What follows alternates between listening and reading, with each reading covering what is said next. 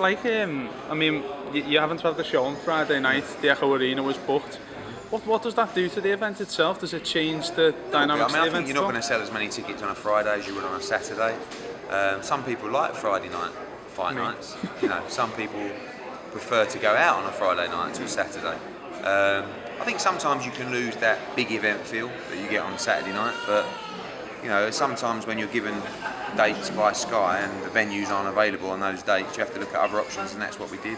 We wanted to come to the Echo Arena, we wanted to get Tony out, we wanted to put Callum and Rocky in big fights, so we had to come, and if it's a Friday or Saturday, so be it.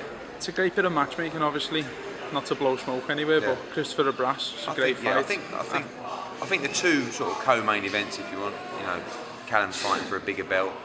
They're two really interesting fights and important fights in the development of those two super middleweights. Rebrasse, I can't believe that Callum is the favourite that he is in that fight. I think he's a favourite in the fight, but on what basis? He's beaten much lesser opposition. Rebrasse is a former European champion who has better wins on his record than Callum. He's been in with George Groves. Would have learnt a lot from that Groves fight. I think people sometimes sort of underestimate that because it's not like that was in front of 7,000 or 8,000 people at Wembley. Had a lot of focus on that fight. This is 4,000 or 5,000. Callum's not George Groves in terms of name, so I think he's going to be a much better fighter mentally than he was before the Groves fight. That said, I think Callum is a devastating puncher to the head and body, but Rebrasse has never been stopped, and he's tough and he's big.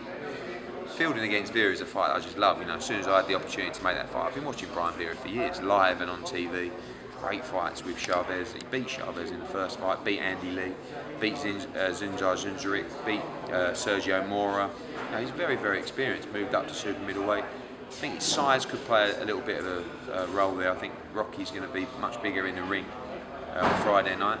But Brian Vera is going to be absolutely relentless pressure, and I just feel like that's the profile fight that Rocky Fielding needs at this time in his career. Was it a bit of a worry about who to make the actual headline of the fight? Yeah, I guess so, because there's always egos. Someone put Rocky down the end, and it wasn't even me. I was like, oh no, and he was like, oh, it's fine. You got Martin Murray, Tony Bellew. You need a headline fight, and for me, purely because I think of the fact that it was for the WBC Silver rather than the WBC International. But this is a fight, Smith-Rebrasse. It's going to take them very close to the #1 spot in the world. So, I think that just got the edge in that respect. And Rocky will be on just slightly before. You're making, obviously, there is some criticism drawn on Twitter that matchups sometimes don't get made between, opposing fighters. Yeah. You're making Tommy Coyle versus Luke Campbell. Yeah. There was talk last week, obviously, you said on iFilm that you were making Anthony Joshua versus Dillian White. Yeah. How long is it before we'll see a fight between these two potentially? It's up to them, really. Because you are making the fights. Yeah, all I can do is just sort of put the opportunities in front of them. I've always felt that it's a fight that, and no disrespect to the British title because it's a wonderful belt, but I've always kind of felt that it's a fight that deserves a little bit more than a British title. Especially now, as Callum after Saturday could be #1 in the world. Rocky's top 8 in the world in 2 or 3 governing bodies. Do you know what I mean? So I feel like if it was a final eliminator for the mandatory spot for a world title, both fighters should jump all over it. But you've got James DeGale, the current world champion. You've got George Groves could become world champion. So these guys are looking at those fights as well and thinking, not too far away from them. Do I want to gamble it all for a British title? I know that's, fans might not like to hear that, but this is their careers you're talking about as well. So I feel like if we can get that fight, and Rocky will be world ranked in the WBC after Saturday with a win Friday. I think if we can get those two in a final eliminator for a world title in September, October, then I think we should try and make it. With the acquisition of Martin Murray as well, and he's moving up to super middleweight, there's an argument to say you could have a 4-man sort of tournament in-house. Yeah. I mean, look, you've got the middleweight division and the super middleweight division domestically is fantastic.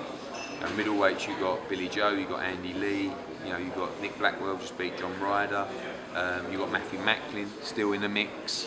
And now at super middleweight, you've got Martin Murray, but Martin can do both. Martin Murray, Rocky Fielding, Callum Smith, DeGale, George Groves, you've got Eubank Jr., at middleweight. And Carl Froch as well, if he's not going to there. But it's two really good divisions that some fighters can move between, by the way, as well. Is there any word on that at all? What? Is there any word on Froch's situation at all? No, not really. I mean, people keep tweeting me saying, it's out of order. Why haven't we heard? It's like, because he ain't made his mind up. So, and he won't. He's not, you know, he's not in a rush. He's got to. Obviously, it's been a year now since he fought, over a year. So, you know, I'm not sure. I said after the Wembley fight, I'm not sure Carl Froch will fight again, and nothing's changed.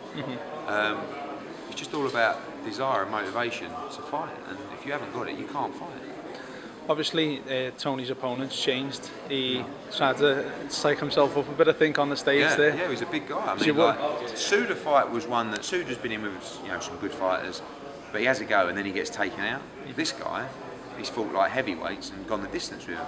So Tony's like, thanks. You know, I was looking at 4 or 5 rounds. Now I'm looking at like 10 rounds, hitting a brick wall. And he'll have a right go, this guy as well. But sometimes he'll throw up little banana skins like that. But Tony looks good in training, and you know, I'm excited. I think get this one done, then we need to get that world title. Just finally, do you know, you were speaking about the Rocky Fielding fight? Obviously, you chose Brian Vera. What's the thought process behind picking an opponent like that? Because I think what you need is you need a test from a sort of boxing skill and an actual fight point of view. But also you need the right profile fight.